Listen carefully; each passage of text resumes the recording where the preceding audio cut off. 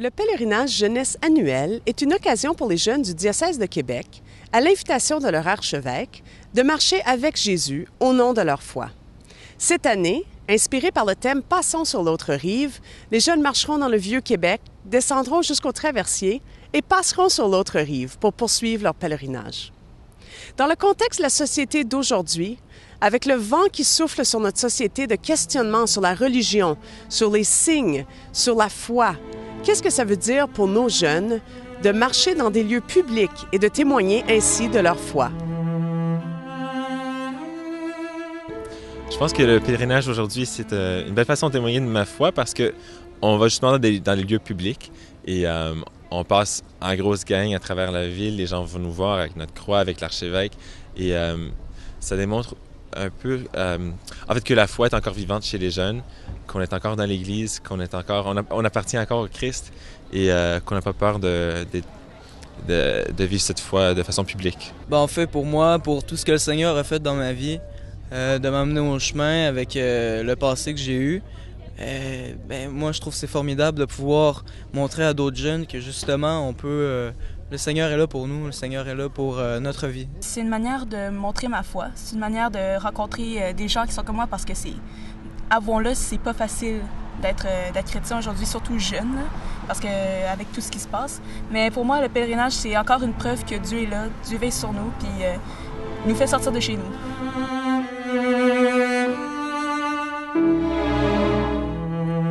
Je porte pas vraiment de signe visible. Des fois, j'ai une médaille ou une croix, mais le signe visible qui montre que je suis vraiment chrétienne, c'est que j'en parle tout le temps. Quand j'affirme mes émotions, je dis pourquoi. Mes opinions aussi, pourquoi est-ce que je suis contre l'avortement, pourquoi est-ce que je suis comme ça, c'est parce que je suis chrétienne, c'est Dieu qui fait que je suis comme ça. Des fois, je porte des croix, pas tout le temps, ça m'arrive. Parce que je pense que c'est un chemin de bonheur. Et puis, il y a tellement de chemins de bonheur qui nous sont proposés où on veut faire de l'argent sur notre dos pour dire « prends ça, fais ci, tu vas être heureux ». Moi, je pense que dans le débat social, la foi catholique, l'Église a son mot à dire, tout à fait pertinent. Et puis, je pense qu'on a le droit de s'exprimer puis de dire aux gens « moi, je suis ce chemin-là, ça me donne de la joie, ça me rend heureux. Et puis, libre à toi de l'essayer si ça te tente ». Ça montre à tous mon appartenance au Christ, puis que ma fierté d'être chrétien. C'est vraiment le signe le plus important de notre foi, c'est la mort et la résurrection du Christ. Donc, je porte ce qui est le plus important dans ma foi sur moi, pour que tous le voient. Non, je porte pas de signe visible de ma foi. J'ai pas de croix au cou ou quoi que ce soit. Je témoigne de ma foi à travers la parole, mais premièrement les gestes, mais aussi la parole, en partageant avec les gens qui a transformé ma vie, que je suis en relation d'amour avec un Dieu qui m'aime, qui s'est révélé à travers Jésus. Et puis, je prie que ça se reflète dans tout ce que je fais.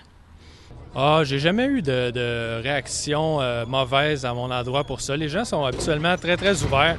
On dirait qu'il y a un monde entre ce qu'on veut nous présenter dans les médias et la réalité. Parce que moi, je sens beaucoup d'ouverture d'esprit.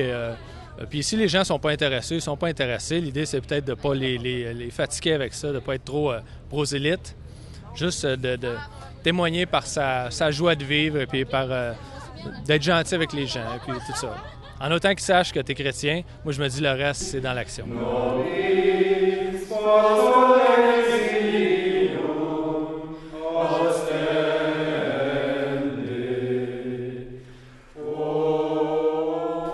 D'une part, il y a beaucoup de gens qui ont l'impression que ça n'existe plus, des religieux, ou que du moins, ils sont tous très âgés. La réalité, c'est sûr qu'il n'y en a pas beaucoup, mais il y a encore des jeunes qui entrent en religion ou qui cheminent vers le sacerdoce ou la vie consacrée. Donc, l'habit, en un sens, c'est pour signifier, témoigner que la vie religieuse est encore pertinente, est encore d'actualité aujourd'hui. Puis de signifier aussi que la foi chrétienne est encore présente. C'est sûr que ça reste un habit, ce n'est pas l'essentiel de ma foi, mais quand même, pour les gens, monsieur, madame, tout le monde, c'est un signe visible de, en un sens, mon engagement dans la vie religieuse. Puis ça leur pose des questions. Pourquoi est-ce qu'encore aujourd'hui, il y a des jeunes qui donnent leur vie à prier, à parler du Christ? Donc, ils sont surpris de voir que ça existe encore. Bon, l'habit, ça remonte aux origines de l'ordre. Donc, Saint-Dominique portait un habit. Il en donnait un aussi aux frères qui l'accompagnaient dans son ordre. Ils allaient, la plupart du temps, 2 par 2, prêcher l'Évangile, annoncer le Christ aux gens dans les rues. Et puis, donc, ça s'appelle l'Ordre des prêcheurs. Donc, c'était ça essentiellement leur mission, prêcher le Christ. Puis, leur habit était un peu un signe pour qu'on les reconnaisse, finalement. Une majeure partie des jeunes, je pense, aujourd'hui, et de plus en plus, ça va être des convertis. Donc, ils n'ont pas été élevés nécessairement dans la foi catholique. Et puis, en se convertissant à la foi catholique, ça a été un tournant très souvent majeur dans leur vie.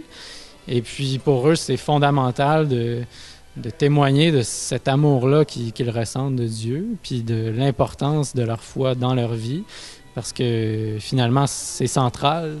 Leur foi, c'est central, puis c'est ce qui tient tout le reste. J'ai reçu la vie religieuse à ma profession temporaire et pour moi, la vie religieuse représente 2 de mes vœux, en fait. Mon vœu de pauvreté, donc dans la simplicité, de porter toujours la même chose. Ma garde-robe est un petit peu plus petite qu'elle était avant. Et c'est aussi un signe de ma consécration. En fait, de me rappeler les 4 vœux que j'ai pris et de m'ancrer dans le fait que Jésus, Dieu, est toujours avec moi. Pour moi, c'est important de le porter en tout temps parce que je suis moi-même en tout temps. Je ne suis pas une autre personne à la maison que je suis au travail. Je suis consacrée pleinement au Seigneur et mon habit, pour moi, est un signe de cette consécration.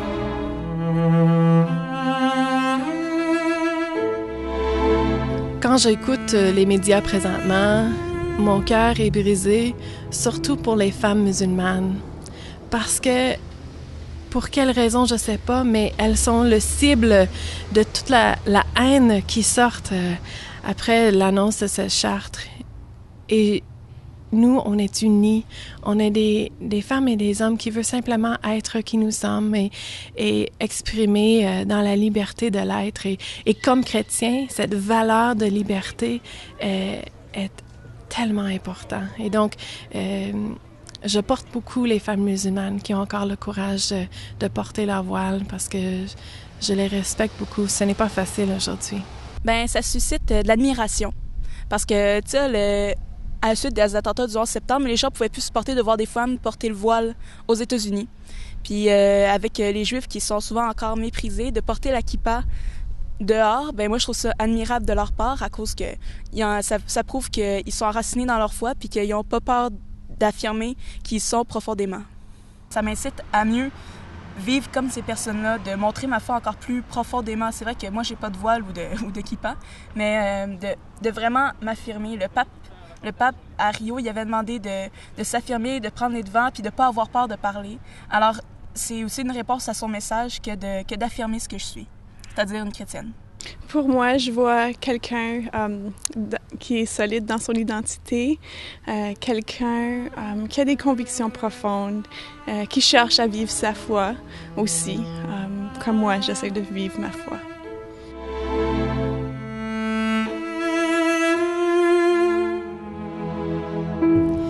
Quand on parle de la Charte des valeurs québécoises, faut le préciser, on parle de ceux qui travaillent pour l'État. Donc, déjà, au quotidien, si je suis sur la rue, je peux porter mon habit. Mais je vois déjà qu'il y a quelque chose qui est changé. Déjà, les gens me regardent différemment dès qu'on a annoncé cette charte. Personnellement aussi, je suis infirmière auxiliaire. Bon, présentement, je travaille dans un milieu privé et donc le charte ne serait pas directement appliqué à moi. Si un jour je travaille dans un milieu d'État, comme par exemple dans un hôpital, je ne serais pas permis de porter mon habit. Et ça, je trouve ça vraiment dommage parce que les Augustines, ça fait 375 ans que nous sommes au Québec et nous œuvrons dans les hôpitaux.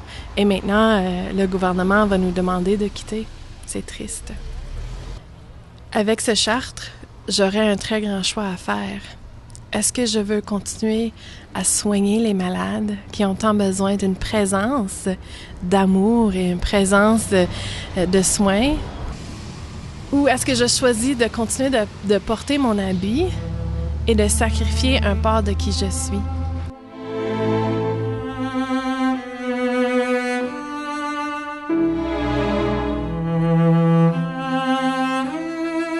Je pense que le Christ nous appelle à être audacieux dans notre témoignage. En même temps, tu sais, je comprends bien que c'est pas à l'État d'imposer, et en fait, ni aux catholiques d'imposer une croyance religieuse. C'est parce que Dieu nous laisse très libres à le choisir ou à ne pas le choisir. Mais en même temps, je pense que c'est le rôle premier d'un disciple de témoigner de ce qu'il vit avec le Christ, de sa relation avec Dieu et de rayonner dans les sphères publiques. Alors, je pense pas qu'on doit avoir peur. Au contraire, je pense qu'on peut avoir beaucoup d'audace parce que l'Esprit Saint va devant nous et prépare les cœurs des gens à le recevoir. Chose certaine, le débat ne fait que commencer. Comment nous, les chrétiens, prendrons-nous place à la discussion? Sommes-nous prêts à braver la tempête et à passer sur l'autre rive?